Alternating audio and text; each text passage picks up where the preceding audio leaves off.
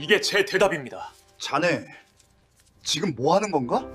사람의 생명과 존엄은 돈으로 살 수 없습니다. 폭우 속 쓰러진 남자를 구한 빈민가 청년 민우. 일주일 후 그 남자는 한성그룹 회장이 되어 나타나 100억을 내밀었습니다. 자네 아버지 호흡기를 떼고 내 곁에 있게. 민우는 수표를 찢어버렸죠. 하지만 몰랐어요. 그 회장이 10년 전 아버지를 식물인간으로 만든 장본인이라는 것을. 원수와 은인, 두 남자의 기적 같은 이야기가 시작됩니다. 사연 시작 전 구독과 좋아요를 눌러주시고 어디에서 보고 계신지 댓글로 알려주세요. 그곳에 행운이 가득하기를 바라겠습니다. 어둠이 내려앉은 도심 외곽의 낡은 주택가, 그곳에는 오늘도 하루를 버티기 위해 몸부림치는 청년이 있어요. 이름은 민우 28배 나이지만 그의 어깨는 이미 세월의 무게로 굽어 있었죠. 아버지, 오늘도 무사히 하루를 보냈어요. 민우는 늘 그렇듯 병상에 누워 계신 아버지에게 조용히 말을 건넸어요. 하지만 대답은 돌아오지 않았죠. 규칙적인 인공호흡기 소리만이 좁은 방안을 가득 채울 뿐이었어요. 아버지는 10년째 식물인간 상태였습니다. 깨어날 가능성은 거의 없다고 의사들은 말했지만 민우는 포기할 수 없었어요. 규칙적인 산소호흡기 소리만이 좁은 병실을 메울 뿐이었죠. 병원은 깨끗했지만 매달 민우에게 날아오는 수백만 원의 병원비 고지서는 민우의 등골을 휘게 만들었습니다. 창밖으로 빗방울이 떨어지기 시작했어요. 처음엔 보슬비였던 것이 점점 세차게 쏟아지더니 어느새 폭우로 변해버렸죠. 민우는 아버지의 몸을 조심스럽게 닦아드리며 하루를 정리했어요. 손등에 남은 멍자국이 눈에 들어왔습니다. 오늘 아침 채권 추심업자들이 다녀간 흔적이었죠. 이봐요, 김민우 씨. 이번 달까지 3천만 원 안 갚으면 이 집 넘어가는 거 알죠? 그들은 문을 발로 차며 소리쳤어요. 민우는 무릎을 꿇고 애원했지만 그들 중 한 명이 민우의 손등을 밟고 나갔죠. 그 아픔보다 더한 건 자존심이 짓밟히는 고통이었습니다. 책상 위에는 빨간 글씨로 된 최종 경고문들이 산더미처럼 쌓여 있었어요. 민우는 작은 한숨을 내쉬었습니다. 아버지의 병원비와 생활비, 그리고 끝없이 불어나는 이자, 편의점 야간 아르바이트와 새벽 배달, 주말 건설 현장 일용직까지 쉬지 않고 일해도 빚은 줄어들지 않았어요. 냉장고를 열어봤어요. 계란 3개와 김치 1통, 그리고 오래된 라면 몇 개가 전부였죠. 하지만 포기할 수는 없었습니다. 아버지는 민우가 10살 때 어머니를 잃은 후 혼자서 민우를 키워주셨어요. 가난했지만 아버지는 늘 웃으며 말씀하셨죠. 민우야, 돈보다 중요한 게 있단다. 그건 바로 사람의 마음이지.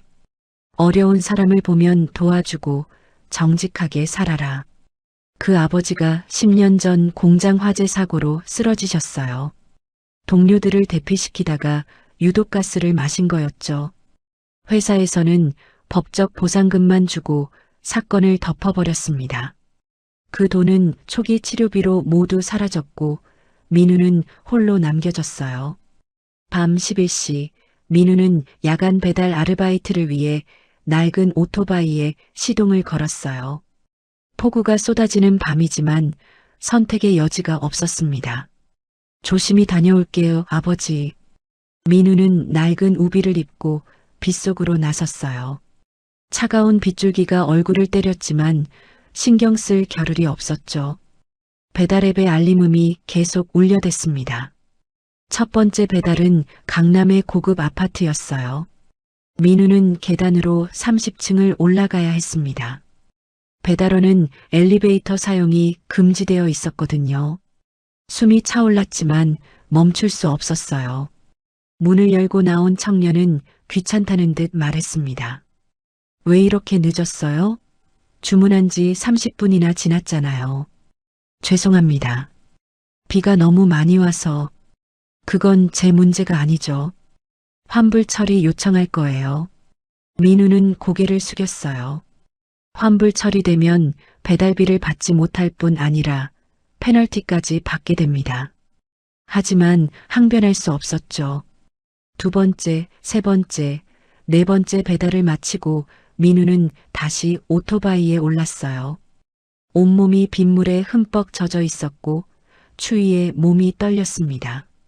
오늘 목표는 15만 원이었고 아직 8만 원밖에 벌지 못했으니까요.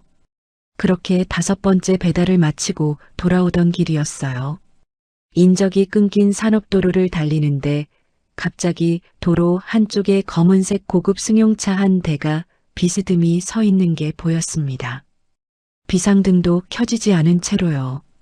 민우는 처음엔 그냥 지나치려 했어요. 남의 일에 끼어들 여유가 없었으니까요. 하지만 뭔가 이상했습니다.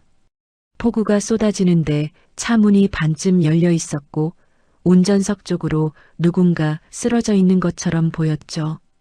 민우는 오토바이 속도를 늦췄어요. 마음 한편에서는 그냥 가라고 속삭였습니다. 하지만 다른 한편에서는 아버지의 목소리가 들렸어요. 어려운 사람을 보면 도와주라고 하셨던 그 말씀이요. 민우는 잠시 망설였지만 결국 오토바이를 세웠습니다. 양심이 허락하지 않았던 거죠. 저기요, 괜찮으세요? 민우가 차에 다가가자 상황이 명확히 보였어요. 60대로 보이는 남성이 운전석에서 반쯤 몸을 빼고 쓰러져 있었습니다. 비싼 정장을 입고 있었고 손목에는 고급스러운 시계가 차여 있었죠. 하지만 그의 얼굴은 창백했고 입술은 파랗게 질려 있었어요. 아저씨, 정신 차리세요.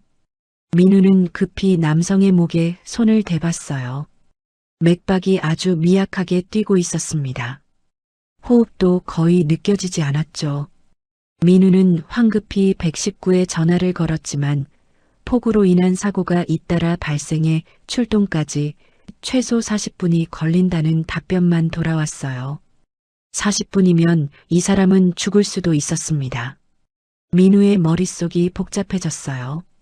지금 이 사람을 병원까지 데려가려면 배달을 포기해야 합니다.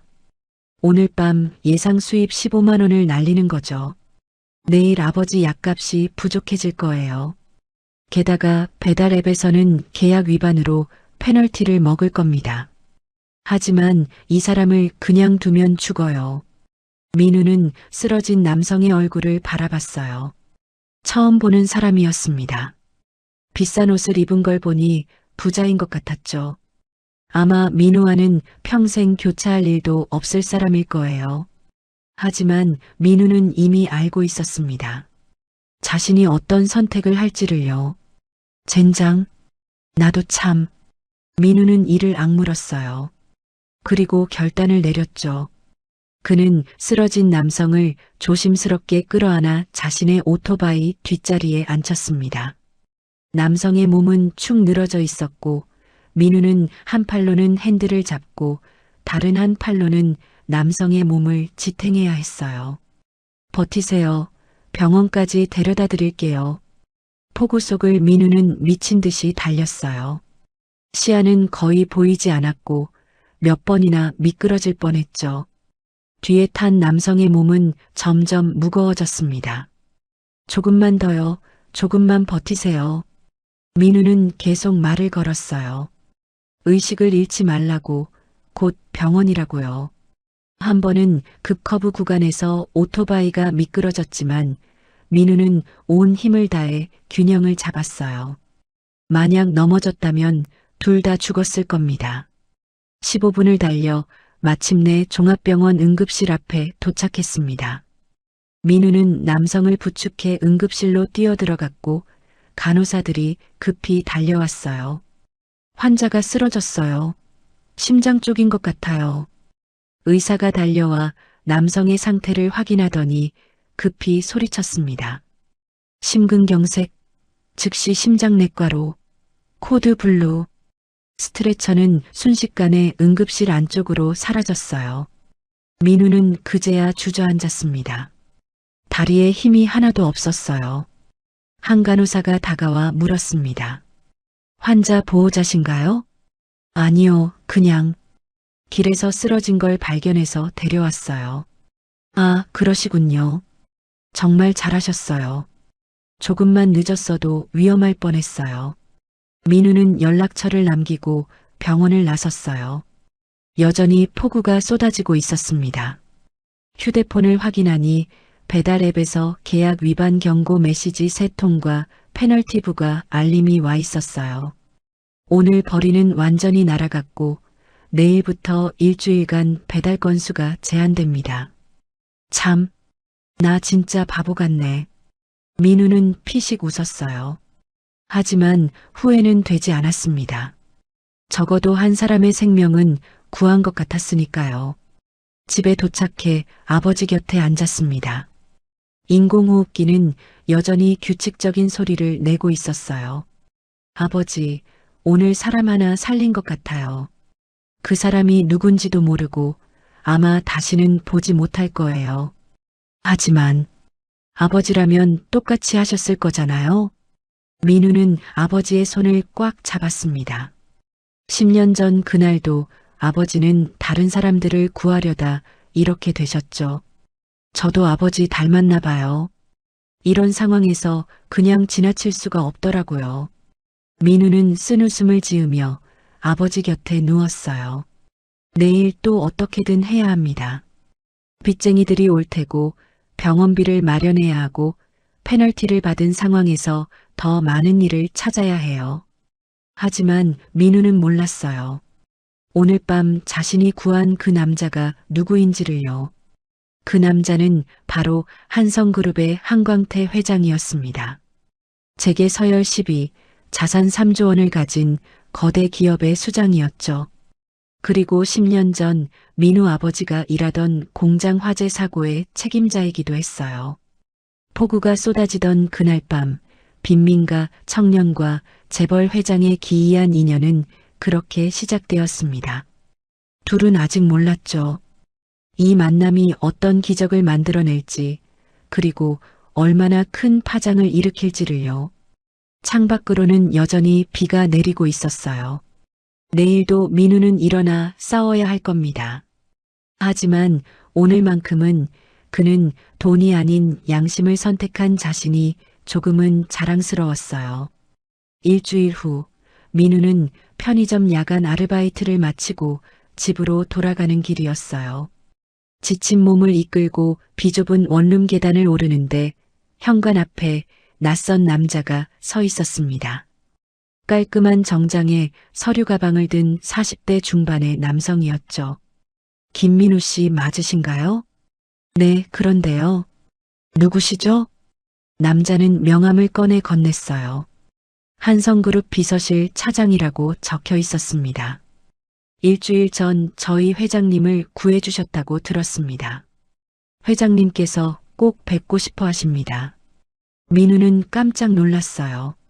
그날 밤 자신이 구한 사람이 한성그룹 회장이었다니. 재계 서열 10위의 거대 기업 회장이요. 하지만 민우는 고개를 저었습니다. 아니에요. 저는 당연한 일을 했을 뿐이에요. 굳이 만날 필요 없습니다. 회장님께서 간곡히 부탁하셨습니다. 제대로 감사 인사를 드리고 싶다고 하십니다. 비서는 정중했지만 단호했어요. 민우는 거절하기 어려웠습니다. 결국 민우는 비서가 준비한 고급 승용차를 타고 한성그룹 본사로 향했어요. 거대한 유리 건물이 하늘을 찌를 듯 솟아 있었습니다. 민우는 평생 이런 곳에 와본 적이 없었어요. 로비만 해도 자신이 사는 집보다 넓어 보였죠.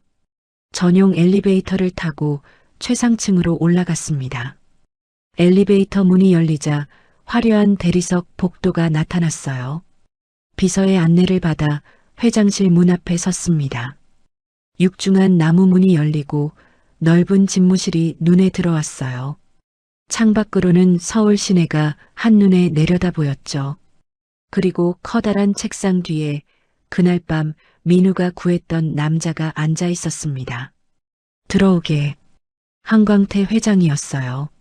일주일 전 창백하고 죽어가던 모습과는 달리 지금은 위험 있고 건강해 보였습니다. 민우는 조심스럽게 안으로 들어갔어요. 안께. 자네가 김민우 군이지? 네, 그렇습니다. 한 회장은 민우를 찬찬히 살펴봤어요. 낡은 옷, 거친 손, 피곤해 지친 얼굴. 한 회장은 이미 민우에 대해 조사를 마친 상태였습니다. 식물인간 아버지, 3천만 원의 빚, 하루 3가지 아르바이트를 전전하는 청년이죠. 일주일 전날 살려준 건 자네였지. 고맙네. 아닙니다. 당연한 일을 했을 뿐이에요. 한 회장은 피식 웃었어요. 당연한 일이라고요. 40분이면 올 119를 기다리지 않고 자신의 하루벌이를 포기하면서 낯선 사람을 구한 게 당연하다고 말하는 청년이었습니다. 자네 형편이 어렵다던데. 아버지 병원비에 빚까지 있다고 들었네. 민우는 불편한 표정을 지었어요. 자신의 사생활을 조사했다는 게 기분 나쁘진 않았지만 왠지 모를 불안감이 엄습했죠. 그건 제 개인적인 일입니다. 물론이지. 하지만 내가 도와주고 싶네. 자네는 내 목숨을 구했으니까. 한 회장은 서랍에서 수표 한 장을 꺼냈어요. 그리고 민우 앞에 놓았습니다. 민우는 수표를 보고 깜짝 놀랐어요. 100억이라는 숫자가 적혀 있었죠. 100억이네. 자네 빚도 갚고 아버지 병원비도 충분히 낼 수 있을 걸세. 민우는 믿을 수 없다는 표정으로 수표를 바라봤어요. 100억?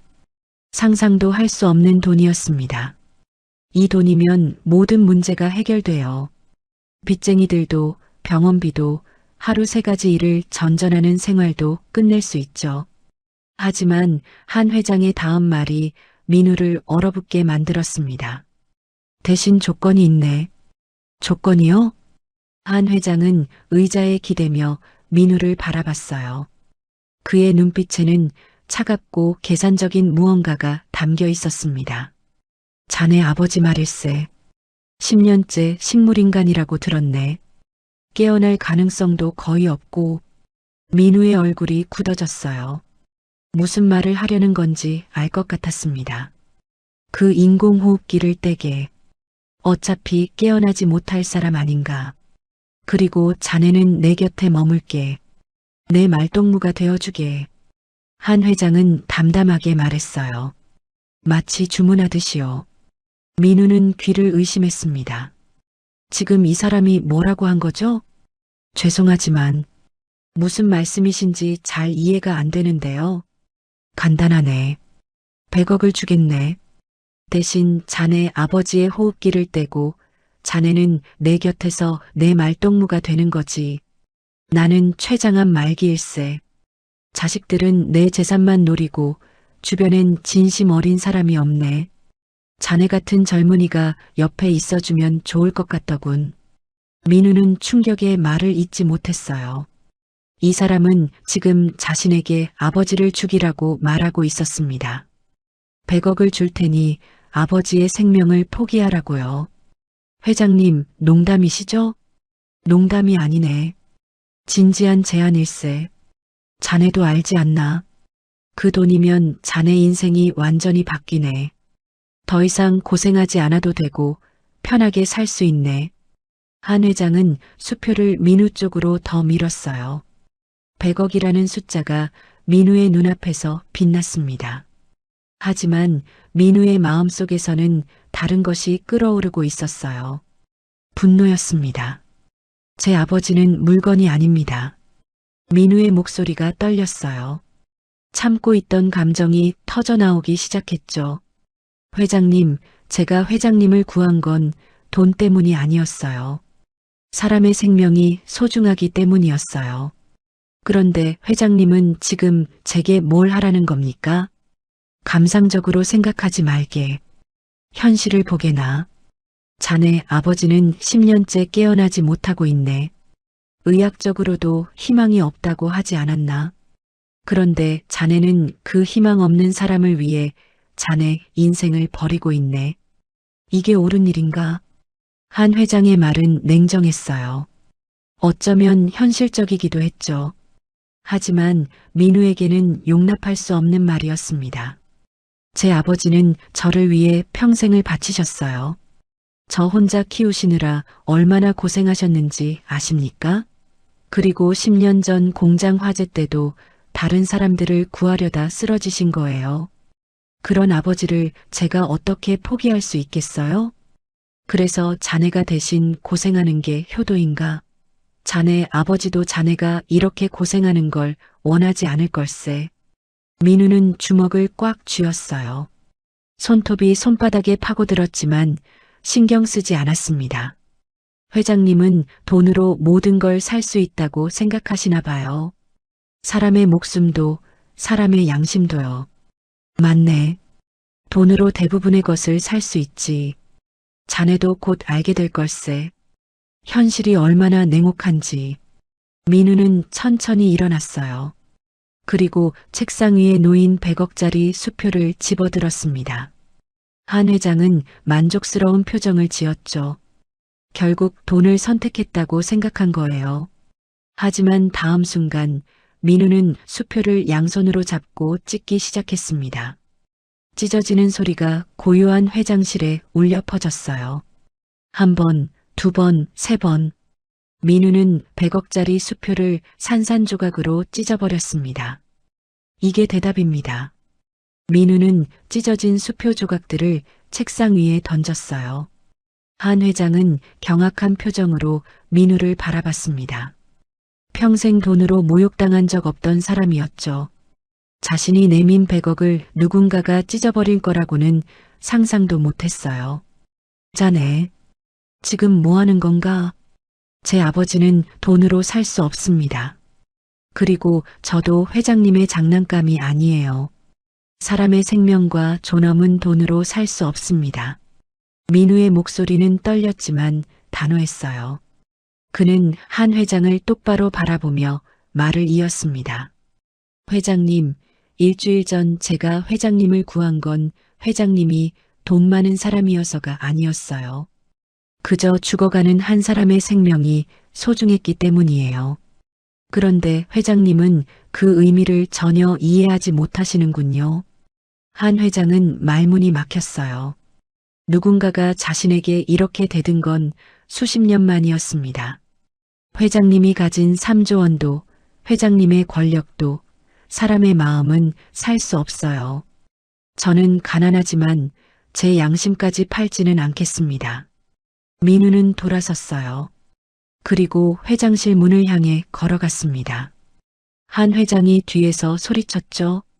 나가면 후회할 걸세. 자네 같은 사람이 세상에서 어떻게 살 수 있을지 두고 보겠네. 민우는 멈추지 않았어요.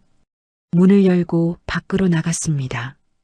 복도를 걸어 엘리베이터를 탔고 건물을 빠져나왔어요. 밖으로 나오자 찬 바람이 얼굴을 때렸습니다. 민우는 그제야 긴 한숨을 내쉬었어요. 100억? 평생 벌어도 만질 수 없는 돈이었습니다. 그 돈을 자신의 손으로 찢어버렸어요. 하지만 후회는 없었습니다. 아버지를 배신하느니 가난하게 사는 게 나았으니까요. 민우는 집으로 돌아왔어요. 아버지는 여전히 병상에 누워 계셨습니다. 인공호흡기가 규칙적으로 소리를 내고 있었죠. 민우는 아버지의 손을 잡고 말했습니다. 아버지, 오늘 100억을 찢어버렸어요. 바보 같죠? 하지만 아버지를 포기할 수는 없어요. 아버지가 저를 포기하지 않으셨던 것처럼요. 그날 밤 한성그룹 회장실에서 한광태는 홀로 앉아 있었어요. 책상 위에는 찢어진 수표 조각들이 흩어져 있었습니다. 한 회장은 그 조각들을 바라보며 이상한 감정에 사로잡혔어요. 충격이었을까요? 아니면 모욕감이었을까요? 아니면 그 청년의 눈빛에서 본 무언가가 자신을 흔들고 있었던 걸까요? 평생 돈으로 모든 걸 해결해온 사람이었습니다. 그런데 오늘 한 청년이 100억을 찢어버리며 자신의 세계관을 산산조각 냈어요. 한 회장은 창밖을 바라봤습니다. 서울의 야경이 화려하게 빛나고 있었지만 그의 마음은 이상하게 무거웠어요. 한광태 회장은 그날 밤 이후 잠을 이루지 못했어요. 찢어진 수표 조각들을 주워 모으며 그 청년의 눈빛을 떠올렸습니다. 분노와 떨림, 그리고 흔들리지 않는 신념. 평생 한 번도 본 적 없는 눈빛이었죠. 며칠이 지났지만 한 회장의 마음은 편치 않았어요. 자신이 모욕당했다는 생각과 동시에 그 청년이 자꾸만 궁금해졌습니다.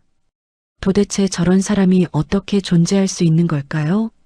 100억을 찢어버릴 만큼 고집스러운 청년이라니. 한 회장은 비서를 불렀어요. 그리고 조용히 지시했습니다. 민우를 계속 감시하되 절대 들키지 말라고요. 그의 일상을, 그의 삶을 알고 싶었어요. 대체 어떤 삶을 사는 사람이기에 100억을 거절할 수 있는지 이해하고 싶었습니다. 하지만 다른 문제가 있었어요. 한 회장의 장남 한준혁과 차남 한준서, 그리고 딸 한지연은 아버지의 건강이 악화되자 재산 싸움을 시작했습니다. 셋 다 병문안은 거의 오지 않으면서 변호사들을 대동하고 유산 분할에 대해 따지기 시작했죠. 아버지, 제가 회사 경영에 가장 많이 기여했습니다. 당연히 지분도 더 받아야죠. 장남 준혁이 회장실에서 따졌어요. 차남 준서도 지지 않았습니다. 형은 그동안 실수투성이었잖아요. 제가 더 적임자예요. 딸 지연은 변호사를 대동하고 찾아와 법적 권리를 주장했어요. 세 자식 모두 아버지의 건강보다는 재산에만 관심이 있었습니다. 한 회장은 그들을 바라보며 쓴웃음을 지었어요. 평생 돈으로 키운 자식들이었습니다. 그들에게 아버지는 그저 재산의 원천일 뿐이었죠. 한 회장은 결심했어요. 자식들의 감시를 피해 조용한 곳으로 가기로요. 그는 비밀리에 도심 외곽에 있는 낡은 별장으로 이사했습니다. 아무도 모르는 곳이었죠. 그곳은 우연히도 민우가 사는 동네에서 그리 멀지 않은 곳이었어요. 별장은 오래전 한 회장이 젊은 시절 지었던 곳이었습니다. 화려하지 않고 소박했죠. 한 회장은 이곳에서 민우를 관찰하기 시작했어요. 비서가 보내는 보고서를 통해서요. 민우 씨는 오늘도 새벽 5시에 일어나 아버지를 씻기고 약을 챙겼습니다. 그리고 7시에 편의점 아르바이트를 나갔고 오후 2시까지 일했습니다. 점심도 거르고 곧바로 건설 현장으로 향했습니다. 저녁 8시까지 일하고 밤 10시부터 새벽 2시까지 배달 아르바이트를 했습니다. 보고서를 읽으며 한 회장은 놀랐어요. 하루에 잠을 3시간밖에 자지 않는 청년이었습니다. 그럼에도 매일 아버지를 정성껏 돌봤어요. 병상을 닦고 몸을 씻기고 책을 읽어드리고 말을 걸었죠. 대답은 없지만 계속해서 말을 걸었습니다. 한 회장은 직접 보고 싶었어요. 그는 옛날 옷으로 갈아입고 모자를 눌러쓰고 민훈의 집 근처를 배회했습니다. 경호원도 비서도 없이 혼자였죠. 재벌 회장이 아닌 그저 동네 노인처럼 보였어요. 어느 날 저녁 한 회장은 민우가 아버지를 모시고 잠깐 산책을 나오는 걸 봤어요. 휠체어에 아버지를 태우고 조심스럽게 밀고 있었습니다. 민우는 아버지에게 계속 말을 걸었어요. 아버지, 오늘 날씨 좋죠? 바람도 선선하고요. 아버지가 좋아하시던 가을이에요. 대답은 없었지만 민우는 계속 말했습니다. 그 모습을 보며 한 회장의 가슴 한구석이 아팠어요. 언제 마지막으로 자신의 자식들과 이렇게 산책을 했을까요? 언제 마지막으로 진심 어린 대화를 나눴을까요?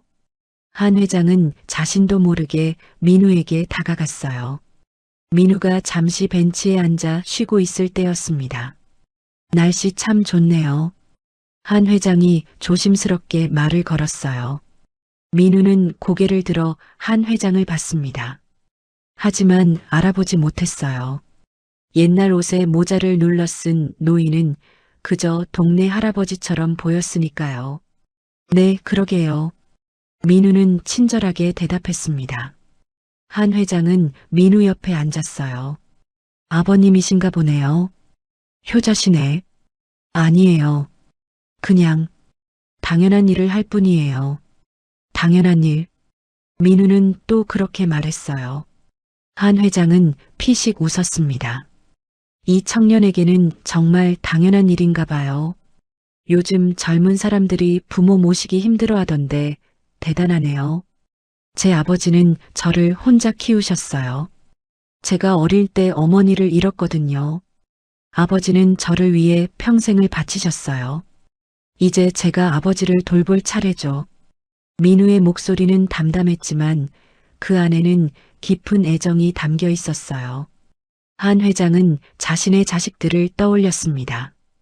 그들은 한 번도 아버지를 위해 무언가를 한 적이 없었죠. 아니, 한 회장 자신도 자식들에게 진정한 아버지였던 적이 있었을까요? 며칠 후, 한 회장은 익명으로 민우의 병원비 일부를 지원했어요. 민우는 갑자기 입금된 돈을 보고 놀랐지만 누가 보낸 건지 알 수 없었습니다. 병원 측에서는 익명의 후원자라고만 말해줬죠. 한 회장은 계속해서 민우를 지켜봤어요. 그리고 점점 더 민우에게 끌렸습니다. 아니, 끌렸다는 표현은 정확하지 않을 수도 있어요.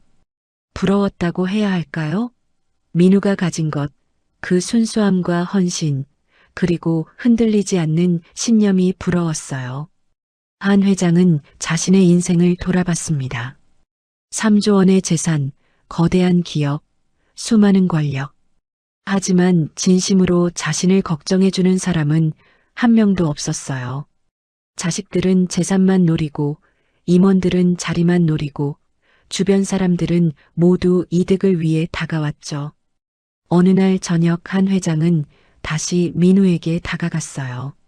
민우는 편의점에서 아르바이트를 마치고 집으로 돌아가는 길이었습니다.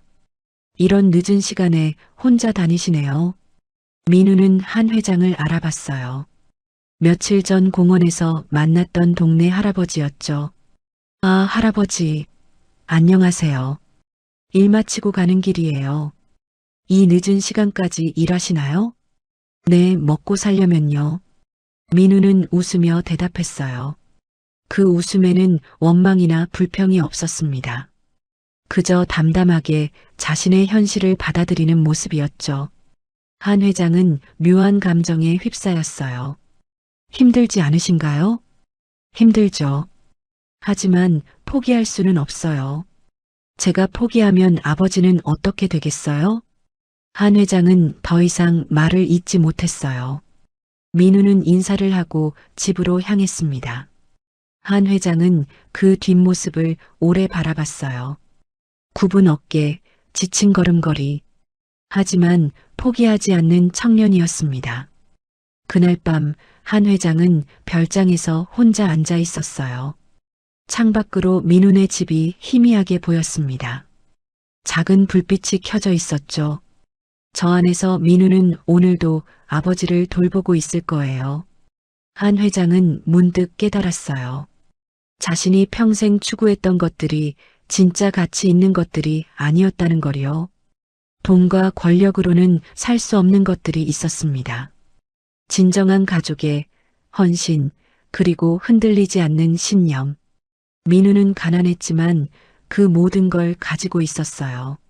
한 회장은 비로소 이해했습니다. 왜 민우가 100억을 찢었는지를요. 그에게는 돈보다 중요한 게 있었던 거예요. 그건 바로 아버지에 대한 사랑이었습니다. 한 회장은 자신의 자식들을 떠올렸어요. 그들은 한 회장이 죽기만을 기다리고 있었죠. 문득 외로움이 밀려왔어요. 평생 많은 것을 가졌지만 정작 중요한 건 하나도 없었습니다. 한 회장은 창밖을 바라보며 조용히 눈물을 흘렸어요. 재벌 회장의 눈물, 누구도 보지 못할 눈물이었습니다. 그리고 한 회장은 결심했어요. 민우를 더 가까이서 지켜보기로요. 아니, 어쩌면 민우에게서 잃어버린 무언가를 찾고 싶었는지도 몰라요. 평생 돈으로 모든 걸 해결했던 사람이 이제야 돈으로 살 수 없는 것의 가치를 배우고 있었습니다. 한광태 회장은 민우를 관찰하면서 점점 더 많은 것을 알게 됐어요. 비서가 보내온 상세 보고서에는 민우의 과거부터 현재까지 모든 것이 담겨 있었습니다. 그런데 보고서 한 페이지를 넘기던 한 회장의 손이 멈췄어요. 민우의 아버지 이름 김태수, 그리고 그 밑에 적힌 직장 이력, 한성산업 하청업체 소속, 2013년 화재 사고로 인한 중상. 한 회장의 얼굴이 창백해졌습니다. 한성산업. 그건 한성그룹의 계열사였어요. 이럴 수가. 한 회장은 급히 비서에게 전화를 걸었어요. 10년 전 한성산업 공장 화재 사고에 대한 모든 자료를 가져오라고 지시했죠. 몇 시간 후 두꺼운 파일이 한 회장 앞에 놓였습니다. 파일을 열자 10년 전 그날의 기록들이 나왔어요. 2013년 11월 3일 한성산업 하청 공장에서 발생한 대형 화재. 사망자 3명, 중경상자 12명. 원인은 노후된 전기 배선과 안전규정 미준수였습니다. 한 회장은 페이지를 넘겼어요. 그리고 생존자 명단에서 김태수라는 이름을 찾았습니다. 중상, 유독가스 흡입으로 인한 뇌손상, 식물인간 상태. 그 옆에는 작은 메모가 붙어 있었어요. 김태수 씨는 화재 발생 시 대피를 거부하고 동료 7명을 안전하게 대피시킨 후 유독가스에 쓰러짐. 목격자 증언에 따르면 그의 헌신적 행동으로 최소 7명의 생명을 구했음. 한 회장은 손이 떨렸어요. 계속해서 자료를 읽었습니다. 사고조사 보고서, 안전규정 위반 내역, 회사 측의 대응 방안. 그리고 마지막 페이지에는 한 회장 자신이 서명한 문서가 있었어요. 법적 배상금 지급 후 사건 종결. 언론 보도 최소화. 추가 보상 불가. 한 회장의 서명이었습니다. 10년 전 회장으로서 내렸던 결정이었죠. 당시 한 회장은 이 사고를 신속히 처리하고 싶어 했어요. 법적 책임만 지고 최소한의 보상만 하고 빨리 덮어버리고 싶었죠. 회사 이미지를 보호하는 게 우선이었으니까요. 그래서 한 회장은 피해자들에게 법적 최소 보상금만 지급했어요. 김태수 씨에게는 5천만 원이 지급됐습니다. 식물인간이 된 사람에게, 평생 간병이 필요한 사람에게 고작 5천만 원이었어요. 그 돈은 초기 치료비로 몇 달 만에 바닥났죠. 한 회장은 파일을 덮었어요. 그리고 깊은 한숨을 내쉬었습니다. 민우의 아버지를 이렇게 만든 건 결국 자신이었어요. 안전 규정을 제대로 지키지 않은 것도, 충분한 보상을 하지 않은 것도 모두 자신의 결정이었죠. 내가 저 청년의 인생을 망쳐놓은 거였구나.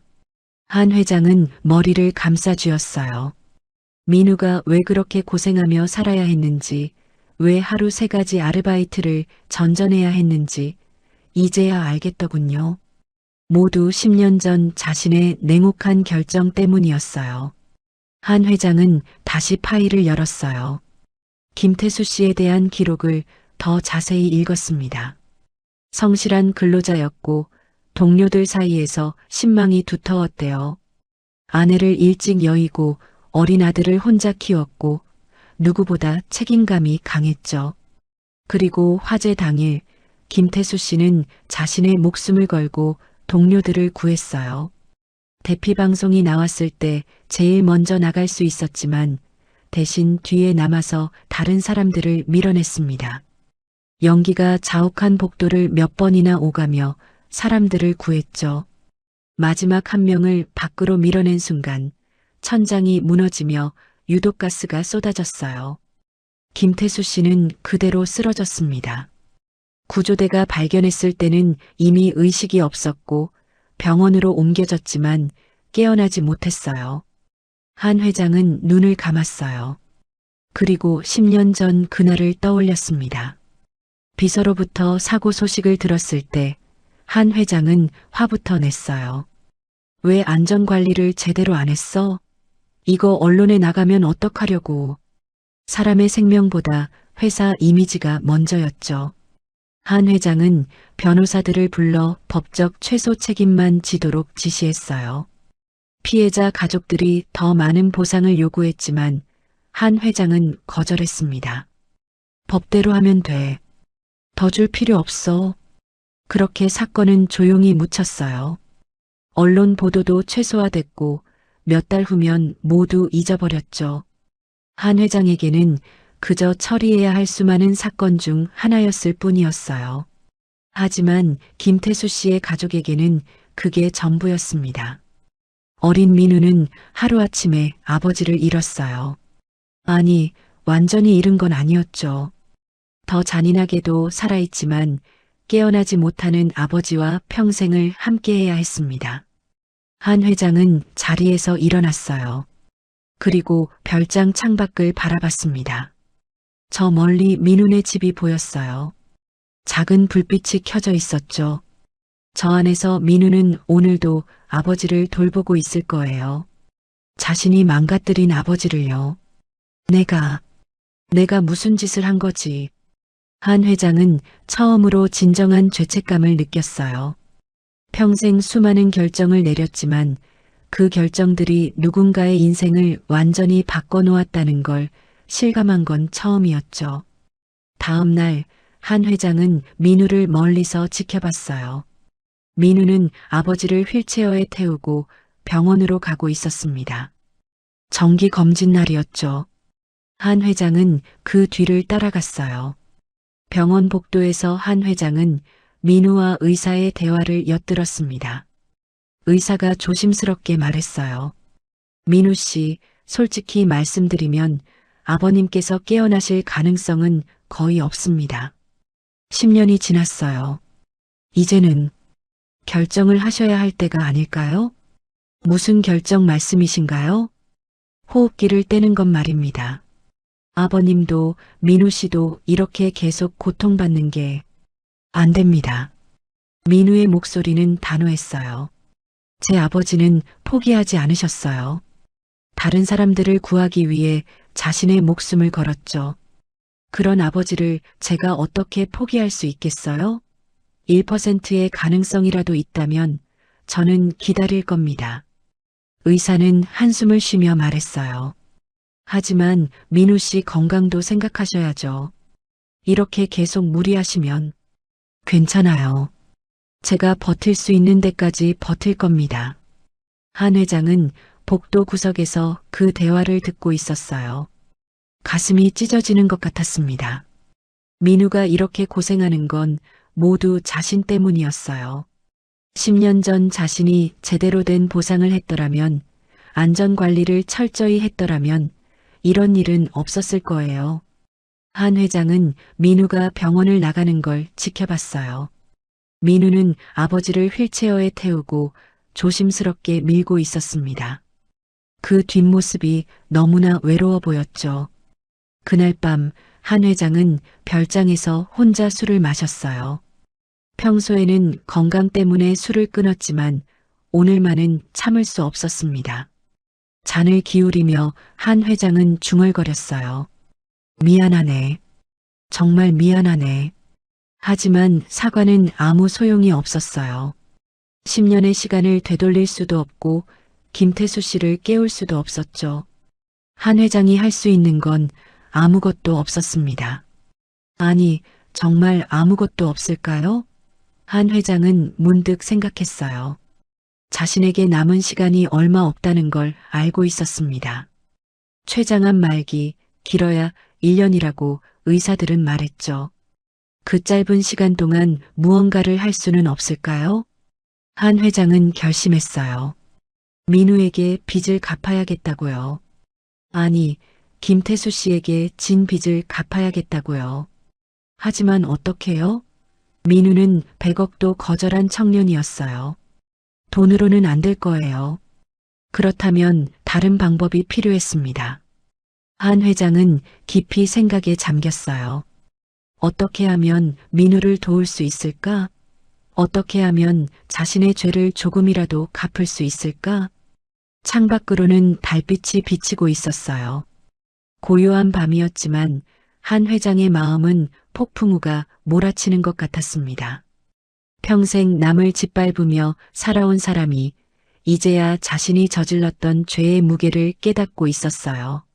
한광태 회장은 밤새 고민했어요. 민우를 어떻게 도와야 할까? 돈을 주는 건 통하지 않았죠. 민우는 100억도 찢어버린 청년이었으니까요. 그렇다면 다른 방법이 필요했습니다. 다음 날 아침 한 회장은 비서를 불렀어요. 그리고 조심스럽게 지시했습니다. 민우 씨 아버지의 병원비를 익명으로 지원하게. 하지만 절대 내가 보낸 거라는 걸 들키면 안 돼. 그리고 매달 생활비 명목으로 200만 원을 익명 후원금으로 넣어주게. 알겠습니다, 회장님. 비서는 의아한 표정을 지었지만 묻지 않았어요. 한 회장이 왜 갑자기 빈민가 청년에게 관심을 갖는지 이해할 수 없었지만 지시대로 따를 뿐이었죠. 며칠 후 민우는 병원으로부터 전화를 받았어요. 익명의 후원자가 앞으로 1년간 병원비를 모두 지원하겠다는 거였죠. 민우는 믿을 수 없었습니다. 정말인가요? 그런데 누가? 죄송하지만 후원자분께서 신원 공개를 원치 않으신다고 하셨습니다. 민우는 전화를 끊고 멍하니 있었어요. 누가 이렇게 큰 돈을 지원해 준 걸까요? 하지만 이유가 뭐든 민우에게는 큰 도움이었어요. 병원비 걱정을 덜 수 있다니 조금은 숨통이 트이는 것 같았죠. 한 회장은 민우의 반응을 비서를 통해 전해 들었어요. 민우가 기뻐하는 모습을 상상하니 묘하게 마음이 따뜻해졌습니다. 하지만 이것만으로는 부족했어요. 한 회장은 더 가까이서 민우를 돕고 싶었죠. 그래서 한 회장은 대담한 계획을 세웠어요. 민우의 옆집에 사는 노인으로 위장하기로 한 거죠. 별장에서 나와 민우네 집 바로 옆 빈 원룸을 임대했습니다. 그리고 평범한 노인처럼 꾸몄어요. 낡은 옷을 입고 지팡이를 짚고 허리를 굽히고 다녔습니다. 경호원도 비서도 운전기사도 없이 혼자였어요. 재벌 회장이 아닌 그저 외로운 동네 할아버지처럼요. 어느 날 저녁 한 회장은 일부러 민우네 집 앞 계단에서 헛기침을 했어요. 민우가 마침 집에서 나오다가 한 회장을 봤습니다. 아, 할아버지, 옆집에 이사 오신 분이시죠? 그렇네. 며칠 전에 왔지. 한 회장은 일부러 허리를 더 굽히고 힘들어하는 척했어요. 민우는 재빨리 다가와 한 회장을 부축했습니다. 괜찮으세요? 계단이 가파른데 조심하셔야 해요. 고맙네, 젊은이. 민우는 한 회장을 집 앞까지 부축해줬어요. 그리고 걱정스러운 표정으로 말했습니다. 혹시 불편하신 거 있으시면 언제든 말씀하세요. 제가 도와드릴게요. 아니네, 괜찮네. 오히려 자네야말로 힘들어 보이는구만. 한 회장은 민우의 피곤한 얼굴을 바라봤어요. 민우는 쓴웃음을 지었습니다. 그냥 일이 좀 많아서요. 괜찮아요.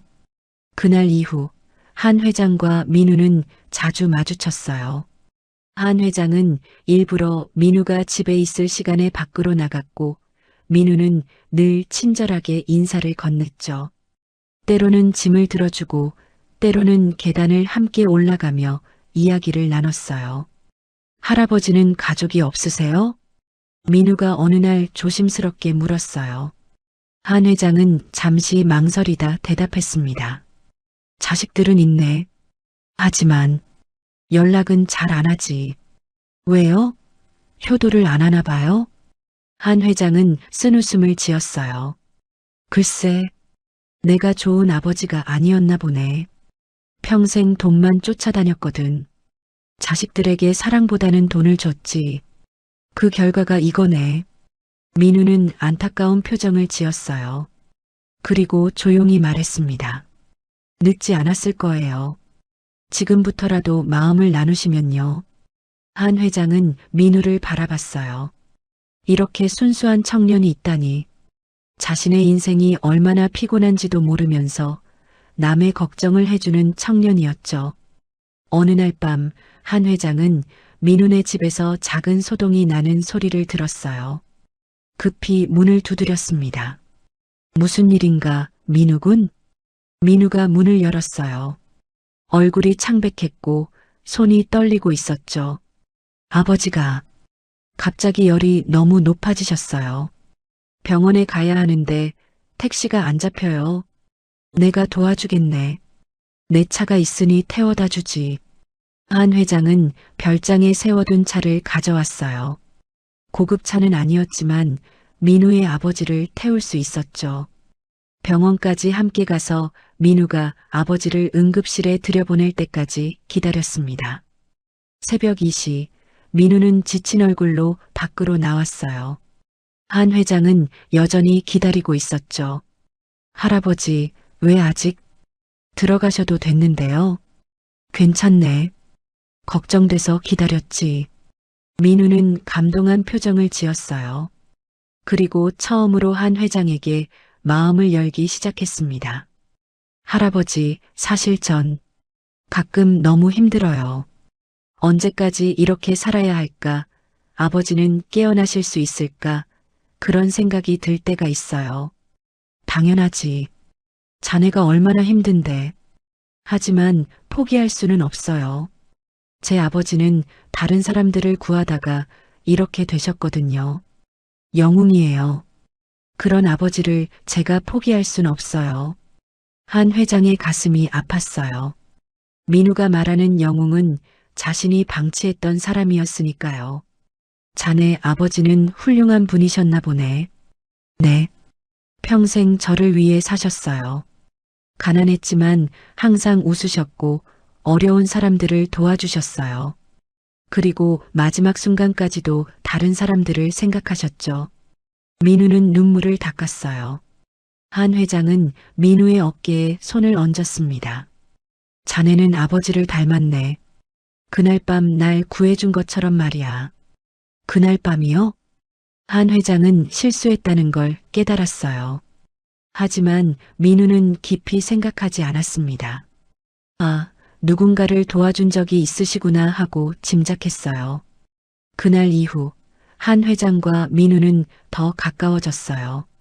한 회장은 민우가 아르바이트를 나갈 때 아버지를 잠깐 봐주기도 했고 때로는 같이 저녁을 먹기도 했죠. 물론 한 회장이 음식을 사는 거였지만 민우는 미안해하며 나중에 꼭 갚겠다고 했어요. 어느 날 저녁 두 사람은 민우네 좁은 방에서 라면을 끓여 먹고 있었어요. 한 회장은 평생 이런 소박한 식사를 해본 적이 없었지만 이상하게 마음이 편안했습니다. 할아버지, 꿈이 뭐예요? 민우가 갑자기 물었어요. 한 회장은 잠시 생각하다 대답했습니다.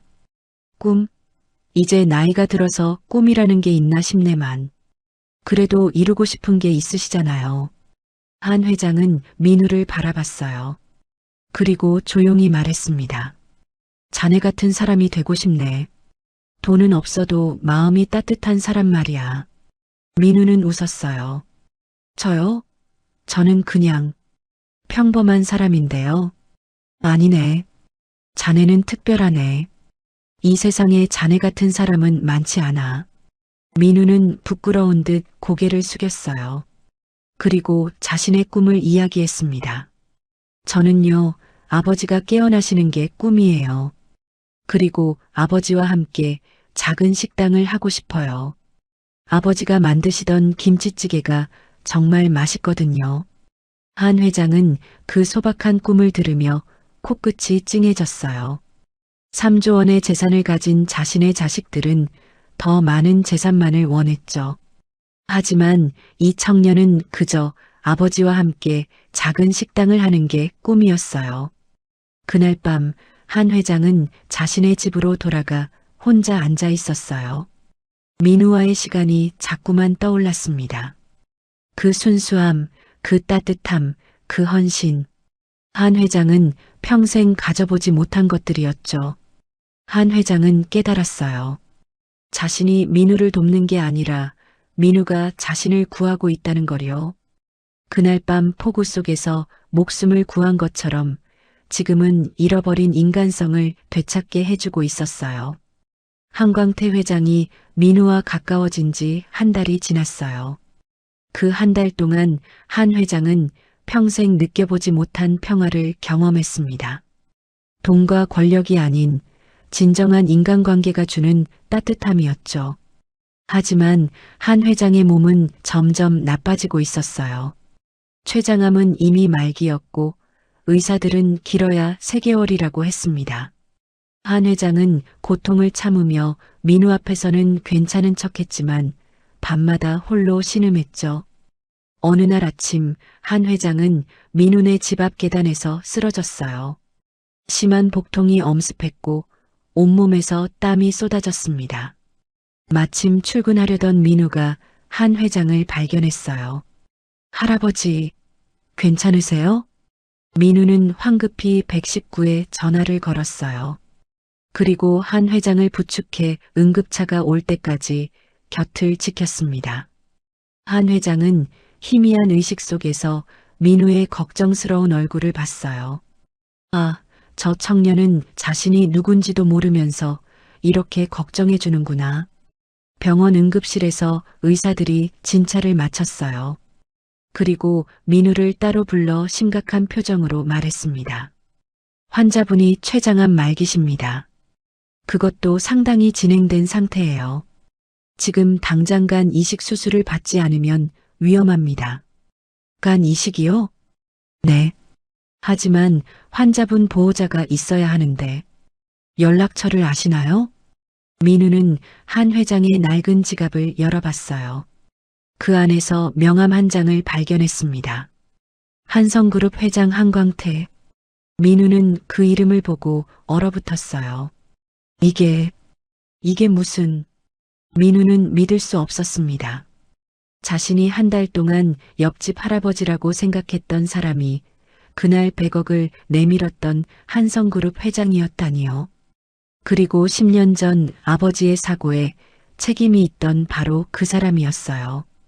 민우의 손이 떨렸어요. 분노와 혼란 그리고 배신감이 밀려왔습니다. 왜 숨겼을까? 왜 거짓말을 했을까? 민우는 병실로 들어가 의식을 잃은 한 회장을 바라봤어요. 회장님, 왜 이러신 겁니까? 하지만 대답은 없었어요. 한 회장은 깊은 혼수 상태에 빠져 있었습니다. 민우는 명함에 적힌 비서실 번호로 전화를 걸었어요. 그리고 상황을 설명했죠. 1시간 후 한성그룹 임원들과 한 회장의 세 자녀가 병원에 도착했어요. 장남 한준혁, 차남 한준서, 딸 한지연. 그들은 아버지의 병실로 들어가기보다는 복도에서 모여 수군거렸습니다. 이식 수술을 해야 한대? 장남 준혁이 미간을 찌푸리며 말했어요. 차남 준서가 대답했죠. 그렇다던데. 간 이식이래. 가족 중 누가 해야 한다고. 누가? 나는 안 돼. 회사 일도 바쁜데. 형이 안 하면 누가 해? 장남이잖아. 무슨 소리야. 너도 건강하잖아. 딸 지연은 팔짱을 끼고 차갑게 말했어요. 둘 다 하기 싫은 거잖아요. 솔직히 말해요. 세 남매는 서로를 바라봤어요. 그들의 눈빛에는 계산이 가득했습니다. 아버지가 죽으면 3조 원의 유산이 남을 거예요. 그걸 나눠 가지면 되는데 굳이 자신의 간을 주면서까지 살려야 할까요? 아버지가 살아계시면 유산이 언제 올지 모르잖아. 준서가 조심스럽게 말했어요. 준혁이 고개를 끄덕였죠. 그렇지.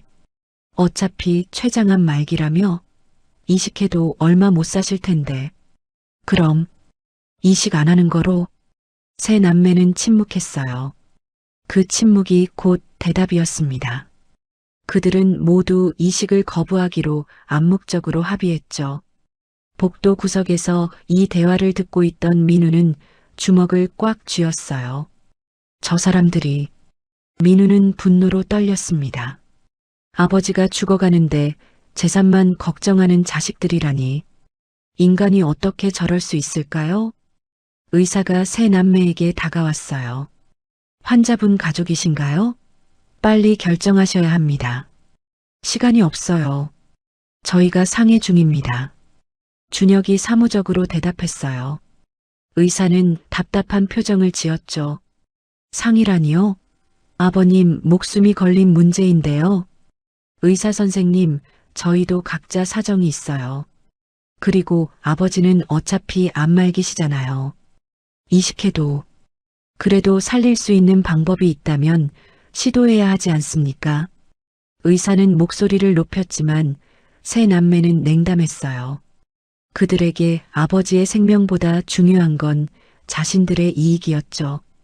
결국 세 남매는 이식을 거부했어요. 의학적 사유로 불가능하다는 핑계를 댔지만 의사들은 다 알고 있었습니다. 그저 하기 싫은 거라는 걸요.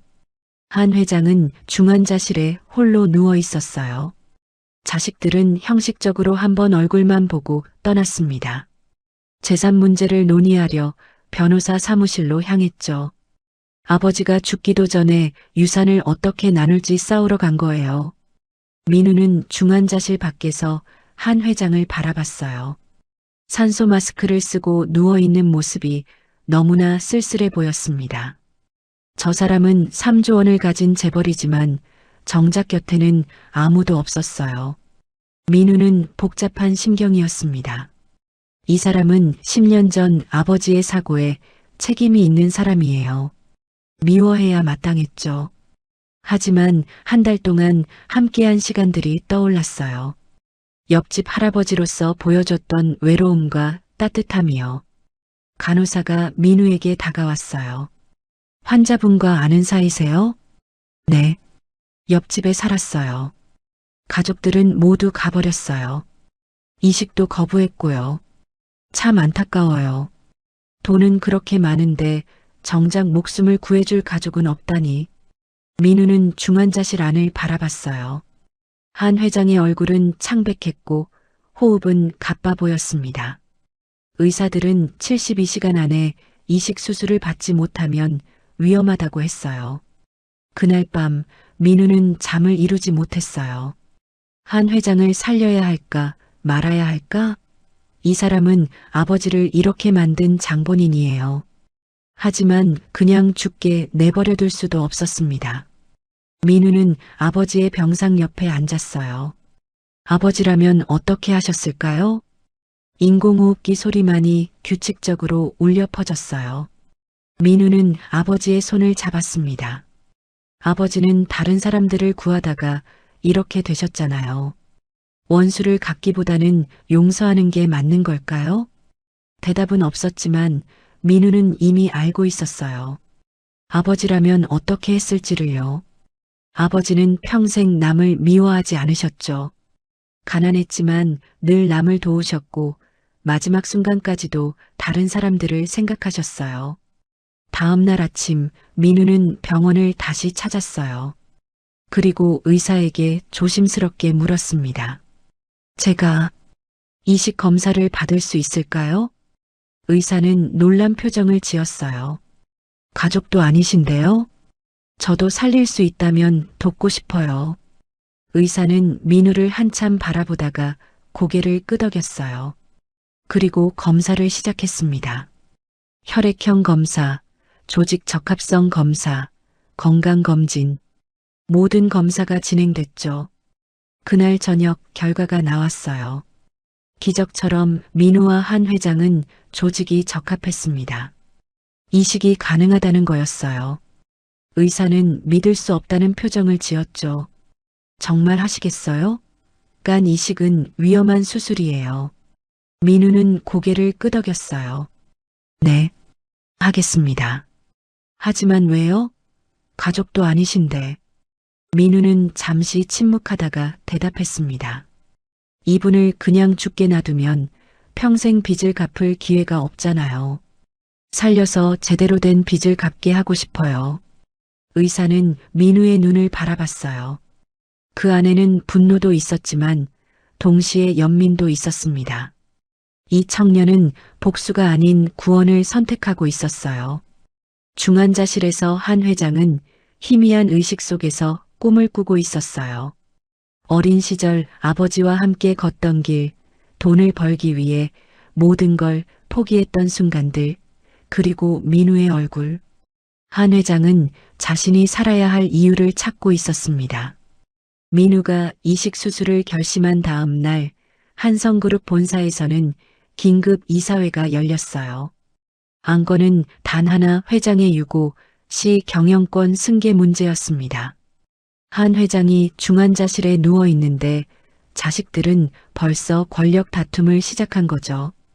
장남 준혁은 자신이 경영수완이 가장 뛰어나다고 주장했어요. 차남 준서는 형의 과거 실수들을 들춰내며 자신이 더 적합하다고 맞섰죠. 딸 지연은 두 오빠를 비웃으며 자신이야말로 회사를 제대로 이끌 수 있다고 했어요. 회의실은 아수라장이 됐습니다. 세 남매는 서로 고함을 지르며 싸웠어요. 아버지의 생사는 안중에도 없었죠. 오직 3조 원의 재산과 거대 기업의 경영권만이 그들의 관심사였습니다. 형은 지난번 해외 투자에서 200억 날렸잖아. 준서가 소리쳤어요. 준혁이 얼굴을 붉히며 반박했죠. 그건 예측 불가능한 상황이었어. 너는 뭐 잘했다고? 적어도 회사 돈 날리진 않았지. 지연이 냉소를 띠며 끼어들었어요. 오빠들은 둘 다 경영 능력이 없어요. 제가 하는 게 맞아요.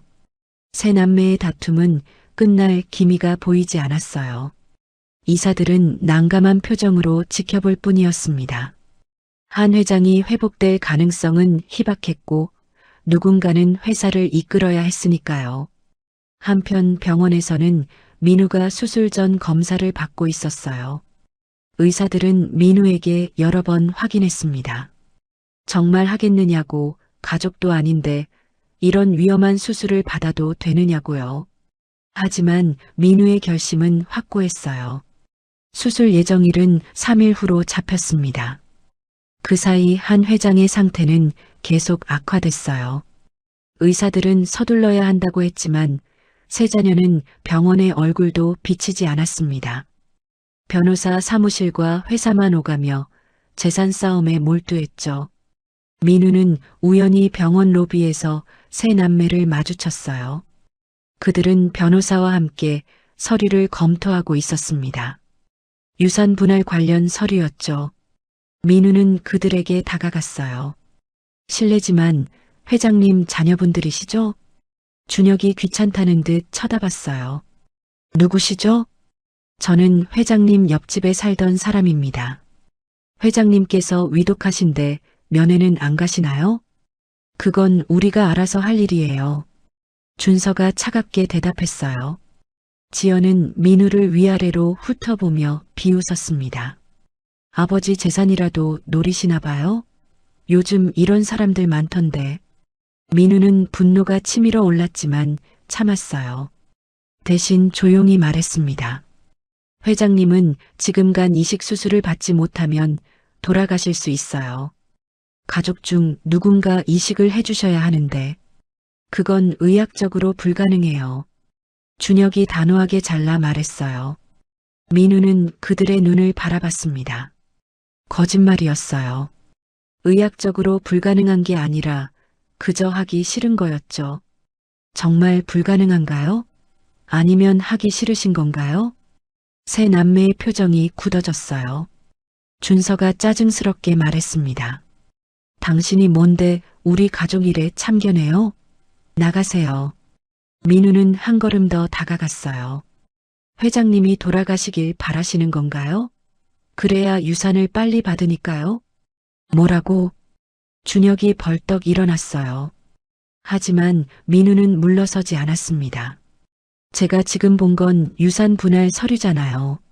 아버지가 중환자실에 계신데 여기서 재산 싸움이나 하고 계시네요. 지연이 비명처럼 소리쳤어요. 당신 지금 우리한테 뭐라는 거예요? 당장 나가지 않으면 경찰 부를 거예요. 민우는 세 남매를 차례로 바라봤어요. 그들의 눈에는 아버지에 대한 걱정은 전혀 없었습니다. 오직 탐욕만이 가득했죠. 민우는 고개를 저으며 말했어요. 불쌍하네요. 당신들이요. 그리고 민우는 돌아섰습니다. 뒤에서 세 남매가 뭐라고 소리쳤지만 듣지 않았어요. 민우는 중환자실로 향했습니다. 중환자실 밖에서 민우는 유리창 너머로 한 회장을 바라봤어요. 산소 마스크를 쓰고 누워있는 모습이 너무 외로워 보였습니다. 3조 원의 재산을 가진 사람이지만 곁에는 아무도 없었어요.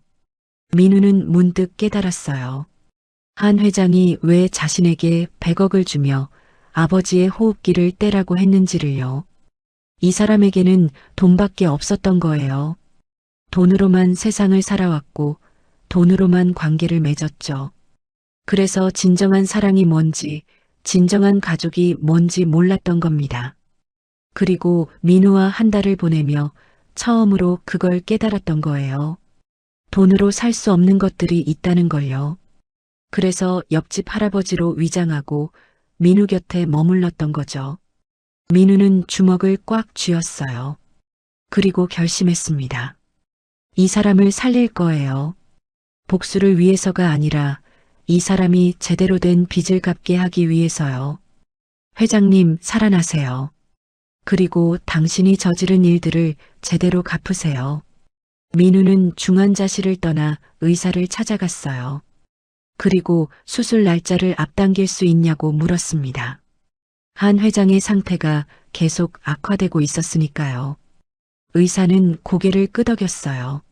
내일 당장 수술이 가능하다고 했죠. 민우는 동의했습니다. 빨리 해야 했어요. 한 회장이 죽기 전에요. 그날 밤 민우는 아버지의 병상 옆에서 마지막 밤을 보냈어요. 수술은 위험했고 민우도 목숨을 잃을 수 있었습니다. 민우는 아버지의 손을 잡고 조용히 말했어요. 아버지, 제가 내일 수술을 받아요. 제 간을 누군가에게 줄 거예요. 인공호흡기 소리만이 울려 퍼졌어요. 민우는 계속 말했습니다. 그 사람은 10년 전 아버지를 이렇게 만든 사람이에요. 미워해야 마땅하죠. 하지만 아버지라면 이렇게 하셨을 것 같아요. 용서하고 살려주고 다시 시작할 기회를 주라고 하셨을 거예요. 민우는 눈물을 닦았어요. 아버지, 만약 제가 돌아오지 못하면 미안해요. 하지만 후회는 안 할 거예요.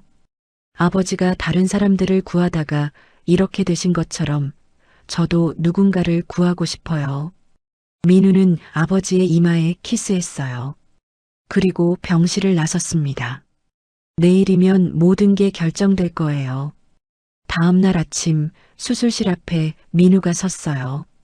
수술복을 입고 준비를 마친 상태였죠. 의사가 마지막으로 확인했습니다. 정말 괜찮으신가요? 지금이라도 늦지 않았어요. 민우는 고개를 끄덕였어요. 괜찮아요. 하겠습니다. 그때 중환자실에서 한 회장이 잠시 의식을 회복했어요. 간호사가 급히 달려와 민우를 불렀습니다. 민우는 서둘러 중환자실로 갔어요. 한 회장은 산소 마스크 너머로 민우를 봤어요. 희미한 눈빛이었지만 민우를 알아봤습니다. 한 회장은 떨리는 손으로 민우의 손을 잡았어요. 민우는 한 회장의 귀에 대고 조용히 말했습니다. 회장님, 제가 회장님을 살릴 거예요. 하지만 돈 때문이 아니에요. 회장님이 살아남아서 제대로 된 빚을 갚게 하기 위해서예요. 한 회장의 눈에서 눈물이 흘러내렸어요. 민우는 계속 말했습니다. 10년 전 제 아버지에게 진 빚을요. 그리고 평생 돈으로만 살아오신 당신 자신에게 진 빚을요. 살아나서 갚으세요. 한 회장은 고개를 끄덕였어요. 그리고 힘없이 속삭였습니다. 고맙네. 정말 미안하네. 민우는 한 회장의 손을 놓고 수술실로 향했어요. 문이 닫히고 수술이 시작됐습니다. 빈민가 청년과 재벌 회장 두 사람의 운명이 지금 이 순간 하나로 엮이고 있었어요. 수술실 문이 닫히고 민우와 한광태 회장은 나란히 수술대에 누웠어요. 두 개의 수술팀이 동시에 움직였습니다. 한쪽에서는 민우의 간 일부를 적출하고 다른 쪽에서는 한 회장의 손상된 간을 제거할 준비를 했죠. 수술은 최소 8시간이 걸릴 예정이었어요. 복잡하고 위험한 수술이었습니다. 민우도 한 회장도 목숨을 잃을 수 있었죠. 하지만 의료진은 최선을 다했어요. 수술실 밖에는 아무도 없었어요. 민우를 기다리는 가족도 없고 한 회장을 걱정하는 자식들도 없었습니다. 한성그룹 비서 한 명이 형식적으로 대기하고 있을 뿐이었죠. 그는 계속 휴대폰만 들여다보며 회사 업무를 처리했어요. 수술이 시작된 지 2시간이 지났어요. 민우의 간 일부가 성공적으로 적출됐습니다. 의료진은 조심스럽게 그것을 한 회장의 몸으로 옮겼어요. 생명을 나누는 순간이었죠. 한편 한성그룹 본사에서는 긴급 기자회견이 열렸어요. 장남 준혁이 대표로 나와 발표했습니다. 회장의 건강 문제로 인해 잠시 경영 일선에서 물러나며 자신이 임시로 회장 직무를 대행한다는 내용이었어요. 준혁은 침통한 표정을 지었지만 내심 기뻐하고 있었어요. 드디어 회장 자리를 차지할 기회가 온 거죠. 차남 준서와 딸 지연도 각자 자기 몫을 챙기기 위해 분주히 움직였습니다. 아무도 아버지의 수술을 걱정하지 않았어요. 오히려 수술이 실패하기를 바라는 것 같았습니다. 그래야 유산 상속이 빨리 진행될 테니까요. 인간의 탐욕은 이렇게 끔찍한 것이었어요. 수술 5시간째, 이식은 순조롭게 진행됐어요. 민우의 간이 한 회장의 몸에서 제 기능을 하기 시작했습니다. 의료진은 안도의 한숨을 쉬었죠. 하지만 아직 안심할 수 없었어요. 거부 반응이 일어날 수도 있었으니까요. 수술 7시간째, 한 회장의 생체 신호가 안정됐어요. 심박수가 정상으로 돌아오고 혈압도 안정됐습니다. 기적이었어요. 민우의 젊고 건강한 간이 한 회장에게 새 생명을 불어넣고 있었죠. 수술 8시간 30분, 마침내 수술이 끝났어요. 의료진은 지친 얼굴로 수술실 밖으로 나왔습니다. 대기하고 있던 비서가 다가왔어요. 수술은 어떻게 됐습니까? 성공적입니다. 두 분 모두 안정적이에요. 비서는 고개를 끄덕이고 즉시 한성그룹 본사에 연락했어요. 장남 준혁은 그 소식을 듣고 얼굴을 찌푸렸습니다. 아버지가 살아남았다는 게 기쁘지 않았어요. 오히려 귀찮은 일이 생긴 것처럼 느껴졌죠. 민우는 회복실에서 깨어났어요. 몸이 무겁고 아팠지만 의식은 또렷했습니다. 간호사가 다가와 물었어요. 괜찮으세요? 수술은 성공적이었어요. 회장님은요? 안정적이세요. 두 분 다 잘 견디셨어요. 민우는 안도의 한숨을 쉬었어요. 살렸구나. 한 회장을 살렸어요. 민우는 천장을 바라보며 생각했습니다. 이제 시작이에요. 한 회장이 깨어나면 제대로 된 빚을 갚게 해야 했죠. 이틀 후, 한 회장이 의식을 회복했어요. 눈을 뜨자 제일 먼저 본 건 흰 천장이었습니다. 몸은 무겁고 아팠지만 살아있다는 게 느껴졌어요. 한 회장은 놀라움에 휩싸였습니다. 간호사가 달려왔어요. 회장님, 정신 차리셨어요? 여기가 어디지? 병원이세요. 간 이식 수술을 받으셨어요. 한 회장은 천천히 기억을 되살렸어요. 쓰러졌던 일, 중환자실에 있던 일, 그리고 민우가 찾아와 말했던 것. 민우가 자신을 살리겠다고 했던 그 말이요. 민우군은 어디 있나? 옆 병실에 계세요. 아직 회복 중이십니다. 한 회장은 눈물이 흘러내리는 걸 느꼈어요. 민우가 자신을 살렸어요. 10년 전 아버지를 망가뜨린 원수인데도 자신의 간을 내준 거죠. 한 회장은 평생 이런 은혜를 받아본 적이 없었어요. 며칠 후 민우도 회복실에서 일반 병실로 옮겨졌어요. 한 회장과 같은 층이었죠. 한 회장은 간호사의 부축을 받으며 민우의 병실로 향했습니다. 문을 열자 민우가 침대에 앉아 창밖을 바라보고 있었어요. 민우군. 민우는 고개를 돌려 한 회장을 봤어요. 한 회장은 휠체어에 앉아 있었고 얼굴은 여전히 창백했지만 생기가 돌아왔습니다. 회장님 깨어나셨군요. 자네가 날 살렸지. 민우는 고개를 끄덕였어요. 한 회장은 휠체어를 밀고 민우 곁으로 다가왔습니다. 왜 그랬나? 나는 자네 아버지를 10년 전 자네 아버지를 그렇게 만든 사람일세. 날 미워해야 마땅한데. 민우는 한 회장을 똑바로 바라봤어요.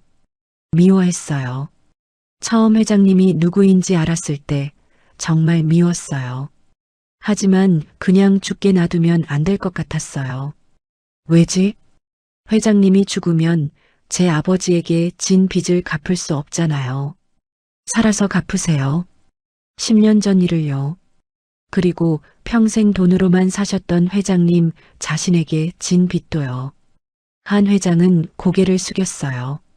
눈물이 뚝뚝 떨어졌습니다. 70평생 울어본 적 없던 사람이었지만 오늘은 참을 수 없었어요. 미안하네. 정말 미안하네, 민우군. 자네 아버지께, 자네에게. 한 회장은 처음으로 진심으로 사과했어요. 머리를 조아리며 눈물을 흘렸습니다. 민우는 그런 한 회장을 바라보며 조용히 말했어요. 회장님, 사과는 저한테 하는 게 아니에요.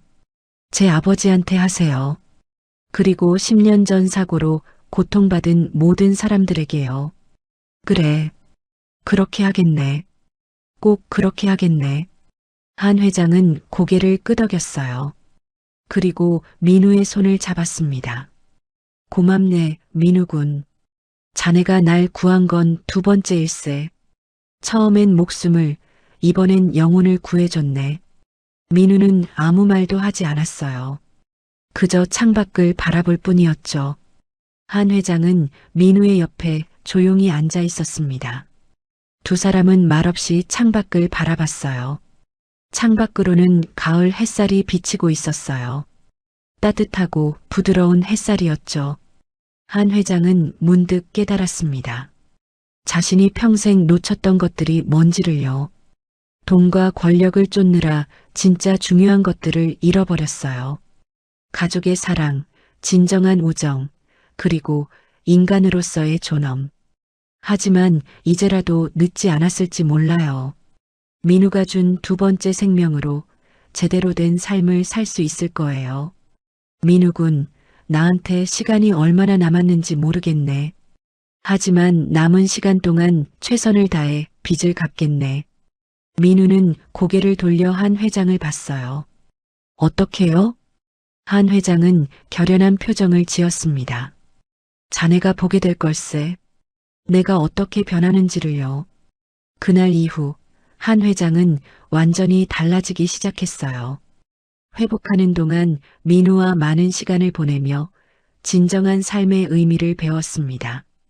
그리고 마음속으로 큰 결심을 했죠. 자신의 재산을, 자신의 권력을, 그리고 자신의 남은 생을 의미 있게 사용하겠다고요. 탐욕스러운 자식들이 아니라 정말 도움이 필요한 사람들을 위해서요. 수술 후 한 달이 지났어요. 민우와 한 회장은 모두 건강을 회복했습니다. 이제 퇴원할 날이 다가왔죠. 그리고 한 회장은 준비했어요. 세상을 놀라게 할 발표를요. 퇴원 후 2주가 지났어요. 한광태 회장은 완전히 회복했고 예전보다 더 건강해 보였습니다. 하지만 가장 큰 변화는 외모가 아니라 그의 마음이었죠. 한 회장은 이제 돈의 노예가 아니었어요. 진정으로 의미 있는 삶을 살고 싶어 했습니다. 어느 날 한 회장은 한성그룹 본사 대회의실에 긴급 소집 명령을 내렸어요. 이사진 전원과 세 자녀, 그리고 주요 임원들이 모두 참석해야 한다고 했죠. 무슨 일인지 아무도 몰랐습니다. 한 회장은 퇴원 후 줄곧 조용히 지냈거든요. 회의실에는 100여 명이 넘는 사람들이 모였어요. 장남 준혁, 차남 준서, 딸 지연은 맨 앞줄에 앉아 불안한 표로 서로를 쳐다봤습니다. 아버지가 갑자기 이런 자리를 마련한 이유가 뭘까요? 오전 10시 한 회장이 입장했어요. 그의 옆에는 민우가 함께 걸어오고 있었습니다. 사람들은 술렁였어요. 저 젊은이는 누구지? 왜 회장님과 함께 있는 거지? 세 자녀는 민우를 보자 얼굴을 찌푸렸어요. 병원에서 봤던 그 건방진 청년이었죠. 도대체 무슨 관계길래 아버지 옆에 서 있는 걸까요? 한 회장은 단상에 올라 마이크를 잡았어요. 회의실이 조용해졌습니다. 한 회장은 천천히 입을 열었죠. 오늘 여러분을 이 자리에 부른 이유는 중요한 발표가 있기 때문입니다. 제 건강 문제로 인해 많은 분들이 걱정하셨을 텐데 다행히 회복했습니다. 그 과정에서 많은 것을 깨달았고 큰 결심을 하게 됐습니다. 사람들은 숨을 죽이고 한 회장의 다음 말을 기다렸어요. 준혁은 안도의 표정을 지었습니다. 아, 회장직에서 물러나겠다는 말을 하려는구나. 드디어 자기 차례가 온 거라고 생각했죠. 오늘 이 자리에서 제 유언장을 공개하겠습니다. 순간 회의실이 술렁였어요. 유언장? 아직 살아있는데 유언장을 공개한다고? 세 자녀는 얼굴이 하얘졌습니다. 불길한 예감이 들었거든요. 한 회장은 변호사에게 고개를 끄덕였어요. 변호사가 앞으로 나와 두꺼운 서류 봉투를 열었습니다. 그리고 유언장을 낭독하기 시작했죠. 한광태 회장의 유언장. 본인은 정신이 온전한 상태에서 이 유언장을 작성합니다. 첫째, 본인의 전 재산 3조 원 중 2조 5천억 원은 사회에 환원합니다. 회의실이 술렁거렸어요. 2조 5천억을 사회에 환원한다고? 세 자녀는 입이 떡 벌어졌습니다. 변호사는 계속해서 읽었어요. 이 금액은 산재 피해자 지원 재단 설립에 사용됩니다. 재단의 이름은 희망나눔재단으로 하며 10년 전 한성산업화재 사고를 포함한 모든 산업재해 피해자와 그 가족을 지원하는 데 사용됩니다. 한 회장은 민우를 바라봤어요. 민우는 놀란 표정으로 한 회장을 쳐다봤죠. 한 회장은 빙그레 웃으며 고개를 끄덕였습니다. 둘째, 나머지 5천억 원 중 3천억 원은 한성그룹 임직원 복지 향상과 안전시설 개선에 사용합니다. 더 이상 10년 전과 같은 비극이 반복되어선 안 됩니다. 사람들은 박수를 치기 시작했어요. 임원들과 직원들은 감동한 표정이었죠. 하지만 세 자녀의 얼굴은 점점 더 굳어갔습니다. 셋째, 나머지 2천억 원 중 1천억 원은 중소협력업체 지원기금으로 조성합니다. 우리 그룹이 성장할 수 있었던 건 협력업체들의 헌신 덕분입니다. 준혁이 벌떡 일어났어요. 아버지, 이게 무슨 말씀이십니까? 자식들은요? 한 회장은 차갑게 준혁을 바라봤어요. 앉게. 아직 끝나지 않았네. 준혁은 떨리는 다리로 다시 앉았어요. 변호사는 계속해서 낭독했습니다. 넷째, 나머지 1천억 원은 세 자녀에게 균등 분할합니다. 각각 333억 원씩입니다. 333억? 지연이 비명을 질렀어요. 그게 다예요? 3조 원 중에 겨우 1천억만 주신다고요? 한 회장은 딸을 차갑게 바라봤어요. 겨우라니? 333억도 평생 쓰고 남을 돈일세. 그것도 아깝지만 그래도 자식들이니 최소한은 주는 걸세. 준서가 떨리는 목소리로 말했어요. 아버지, 우리가 뭘 잘못했습니까? 왜 이렇게, 뭘 잘못했냐고? 한 회장의 목소리가 높아졌어요. 내가 죽어가는데 병원에도 오지 않았지. 간 이식이 필요한데 모두 거부했지. 그리고 내가 중환자실에 있는 동안 유산 싸움이나 하고 있었지. 세 자녀는 얼굴이 새하얘졌어요. 한 회장은 분노에 떨리는 목소리로 계속했습니다. 너희는 내가 죽기만을 기다렸어. 아버지가 아니라 돈주머니로만 봤지. 그런 너희에게 내 재산을 물려줄 수 없네. 준혁이 일어나 소리쳤어요. 그럼 저 사람은 뭡니까? 저 젊은이는요? 준혁이 민우를 가리켰어요. 한 회장은 민우의 어깨에 손을 얹었습니다. 이 청년의 이름은 김민우. 나를 2번 살려준 사람일세. 처음엔 폭우 속에서 목숨을 구했고 2번째는 자신의 간을 내줘 다시 살려줬지. 회의실이 술렁였어요. 사람들은 놀라움에 휩싸였습니다. 한 회장은 계속 말했어요. 너희는 아버지를 살리기 위해 무얼 했나? 아무것도 안 했지. 하지만 이 청년은 가족도 아니면서 자신의 목숨을 걸고 날 살렸네. 그것도 내가 10년 전 그의 아버지를 망가뜨린 원수인데도 말이야. 세 자녀는 할 말을 잃었어요. 한 회장은 변호사를 향해 고개를 끄덕였습니다. 변호사가 유언장의 마지막 부분을 읽었어요. 5째, 희망나눔재단의 이사장직은 김민우에게 위임합니다. 그에게 재단 운영에 대한 정권을 주며 한성그룹은 재단 운영을 적극 지원합니다. 민우는 깜짝 놀라 한 회장을 쳐다봤어요. 회장님, 이건 받아주게 민우군. 자네만큼 이 일을 잘할 사람은 없네. 자네는 돈의 가치가 아니라 사람의 가치를 아는 사람이니까. 한 회장은 민우를 바라보며 말했어요. 10년 전 자네 아버지와 동료들에게 진 빚을 이제라도 갚고 싶네. 늦었지만 제대로 갚겠네. 민우의 눈에 눈물이 맺혔어요. 한 회장은 회의실 사람들을 향해 말했습니다. 이것이 제 최종 결정입니다. 이의가 있는 사람은 법적으로 다퉈도 좋습니다. 하지만 제 뜻은 확고합니다. 준혁이 벌떡 일어나 소리쳤어요. 법적으로 다투겠습니다. 이건 말도 안 돼요. 그렇게 하게. 하지만 유언장은 법적으로 완벽하네. 내 정신 상태도 의사소견서로 증명됐고 증인도 충분하지. 한 회장은 차갑게 말했어요. 세 자녀는 분노에 떨었지만 어쩔 수 없었습니다. 법적으로 문제가 없었거든요. 지연이 눈물을 흘리며 말했어요. 아버지, 정말 이러실 겁니까? 저희가 그렇게 밉습니까? 밉다기보다는 실망스럽네. 너희는 내가 가르친 대로 살았어. 돈이 전부라고, 권력이 중요하다고. 하지만 그게 틀렸더군. 늦게 깨달았지만 이제라도 바로잡고 싶네. 한 회장은 세 자녀를 차례로 바라봤어요. 너희가 333억으로 뭘 하든 상관없네. 하지만 이것만은 기억하게. 돈으로 살 수 없는 게 있다는 걸 말이야. 이 청년이 내게 가르쳐 준 것처럼. 회의는 끝났어요.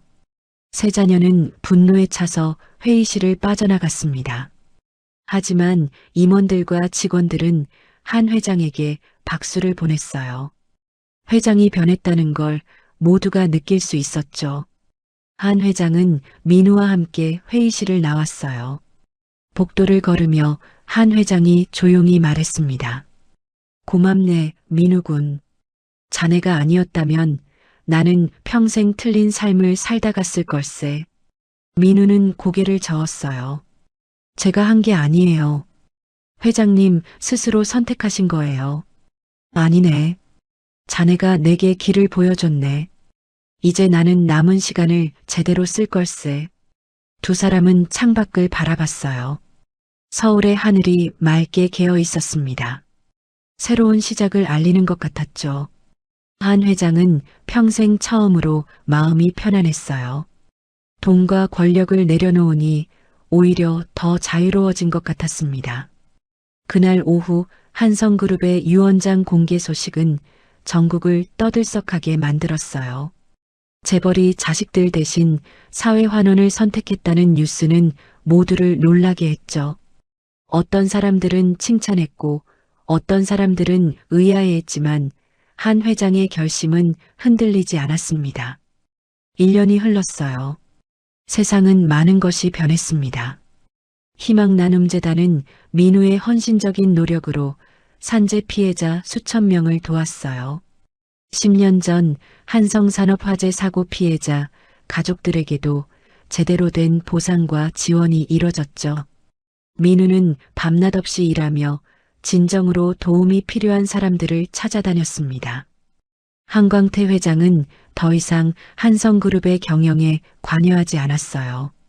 전문 경영인에게 회사를 맡기고 자신은 재단 활동을 지원하는 데 집중했죠. 그는 민우와 함께 전국을 돌아다니며 산재 피해자들을 만났어요. 직접 사과하고 이야기를 듣고 필요한 것들을 챙겼습니다. 세 자녀는 각자의 길을 갔어요. 장남 준혁은 아버지와 연을 끊고 자신의 사업을 시작했습니다. 하지만 탐욕 때문에 사업은 번번이 실패했죠. 차남 준서는 해외로 떠났고 딸 지연은 결혼해서 가끔 아버지를 찾아왔어요. 하지만 예전처럼 친밀하지는 않았습니다. 한 회장은 외롭지 않았어요. 민우가 있었으니까요. 두 사람은 진정한 가족이 됐습니다. 혈연으로 이어진 가족은 아니지만 마음으로 연결된 가족이었죠. 민우의 아버지는 여전히 식물인간 상태였어요. 하지만 이제 최고의 의료진이 돌봤습니다. 한 회장이 모든 비용을 책임졌고 전문 간병인도 고용했죠. 민우는 더 이상 3가지 아르바이트를 할 필요가 없었어요. 재단 이사장으로서 정당한 급여를 받았고 아버지를 편안하게 모실 수 있었습니다. 어느 가을날 한 회장과 민우는 민우 아버지의 병실을 함께 찾았어요. 한 회장은 병상 옆에 앉아 김태수 씨의 손을 잡았습니다. 태수 씨, 나는 한광태입니다. 10년 전 당신을 이렇게 만든 사람이죠. 평생 사죄해도 모자랄 일을 저질렀습니다. 한 회장의 목소리는 떨렸어요. 민우는 조용히 지켜봤습니다. 당신은 영웅이었습니다. 다른 사람들을 구하기 위해 자신의 목숨을 걸었죠.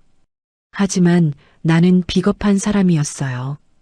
법적 책임만 지고 당신을 외면했습니다. 용서를 구할 자격도 없지만 그래도 말하고 싶습니다.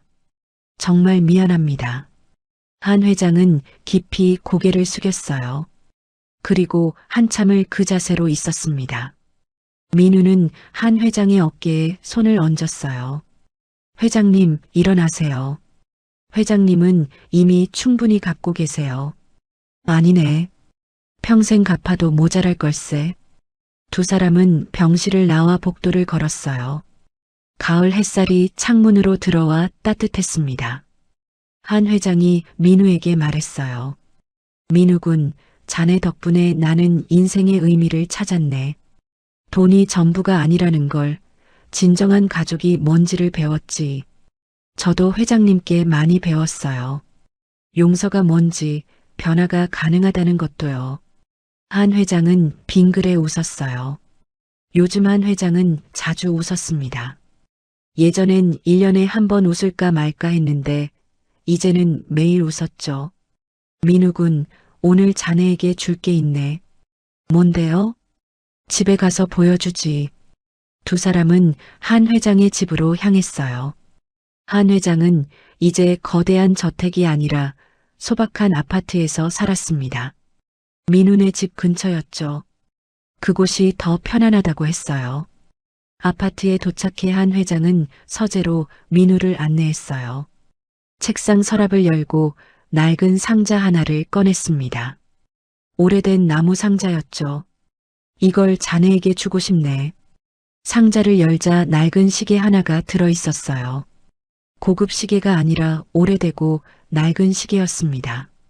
한 회장이 조심스럽게 시계를 꺼내 민우에게 건넸어요. 이건 내 아버지가 주신 시계일세. 내가 20살 때 받았지. 아버지는 가난한 분이셨는데 평생 모은 돈으로 이 시계를 사주셨네. 민우는 시계를 조심스럽게 받았어요. 무게감이 느껴졌습니다. 시간의 무게가 아니라 마음의 무게였죠. 당시 나는 이 시계가 싫었네. 너무 싸 보였거든. 나는 비싼 시계를 원했지. 그래서 이 시계를 서랍에 넣어두고 다시는 차지 않았네. 한 회장의 목소리가 떨렸어요. 아버지는 돌아가시기 전에 말씀하셨지. 시계는 시간을 재는 게 아니라 마음을 담는 거라고. 하지만 나는 그 의미를 이해하지 못했네. 평생 비싼 시계만 차고 다녔지. 한 회장은 창밖을 바라봤어요. 하지만 이제 알겠네. 아버지가 무슨 말씀을 하셨는지. 시계는 돈의 가치가 아니라 마음의 가치를 담는 거였네. 자네가 내게 가르쳐 준 것처럼 말이야. 민우는 시계를 바라봤어요. 낡았지만 여전히 째깍째깍 소리를 내며 움직이고 있었습니다. 회장님, 이렇게 소중한 걸 제가 받아도 될까요? 받아주게. 자네는 내 아들이야. 핏줄로 이어진 아들은 아니지만 마음으로 이어진 진짜 아들이네.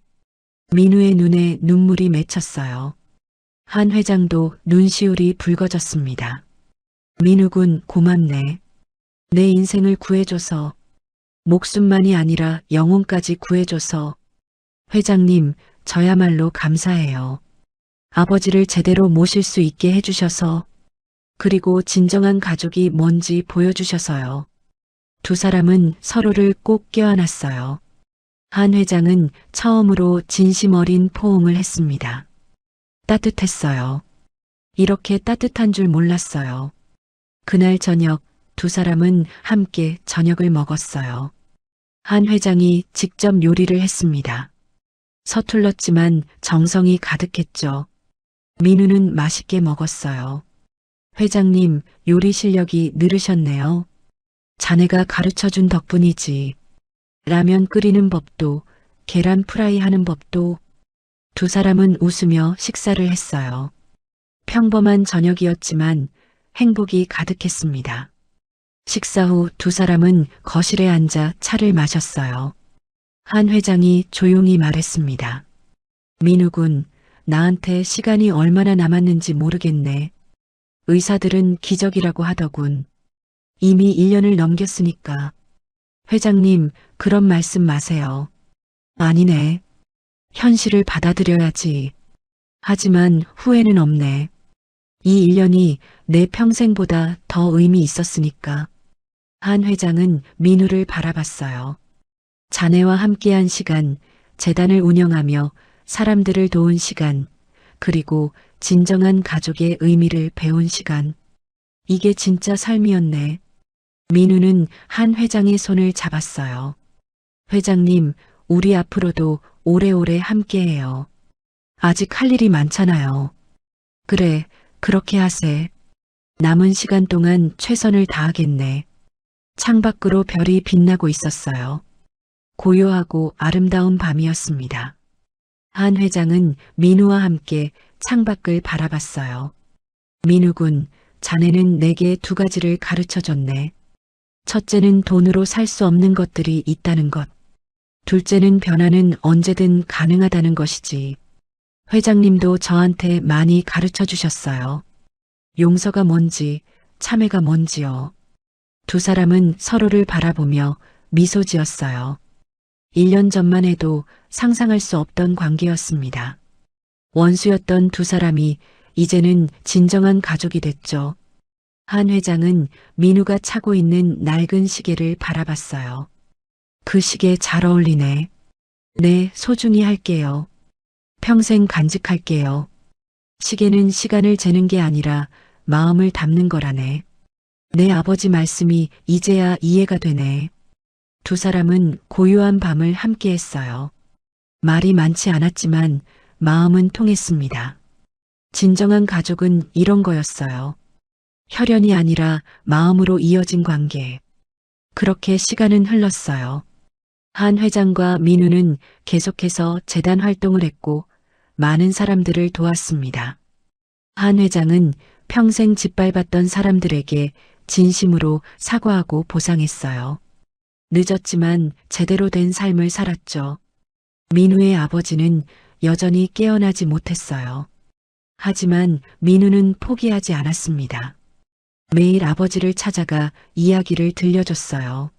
한 회장이 어떻게 변했는지, 재단이 얼마나 많은 사람들을 돕고 있는지요. 어느 날 저녁 한 회장과 민우는 다시 공원 벤치에 앉았어요. 1년 전 처음 대화를 나눴던 그 벤치였죠. 가을바람이 불어왔습니다. 민우군, 행복한가? 네, 행복해요. 회장님은요? 나도 행복하네. 평생 처음으로. 두 사람은 석양을 바라봤어요. 붉게 물든 하늘이 아름다웠습니다. 한 회장은 조용히 말했어요.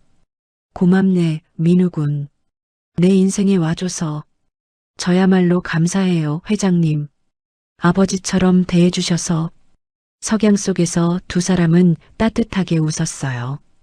100억을 찢은 그날부터 시작된 기적 같은 이야기.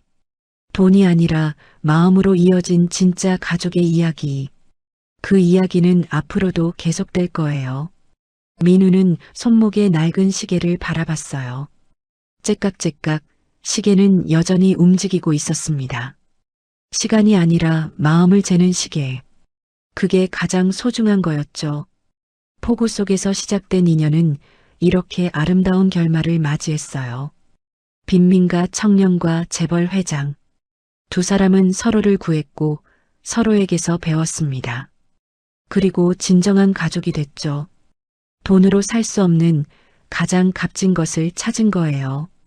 폭우 속에서 시작된 인연, 100억을 찢은 청년의 선택, 그리고 진정한 가족이 된 두 사람의 이야기였습니다.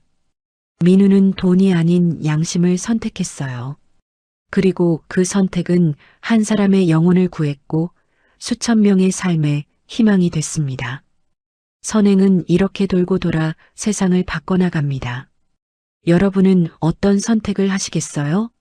100억과 양심 사이에서, 복수와 용서 사이에서, 탐욕과 나눔 사이에서, 때로는 어려운 선택이 우리를 더 나은 사람으로 만들어줍니다.